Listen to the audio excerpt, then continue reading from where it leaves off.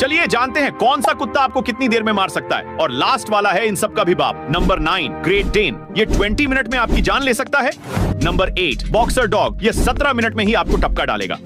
Number 7 Wolff hybrid, ये 15 minute में आपकी जान ले सकता है। नंबर 6 हस्की डॉग, ये 12 मिनट में ही आपको ऊपर पहुंचा देगा। नंबर 5 बुल मास्टिफ, ये 10 मिनट में ही आपको खत्म कर देगा। नंबर 4 डाबरमैन पिंस्चर, ये 7 मिनट में आपकी जान ले सकता है।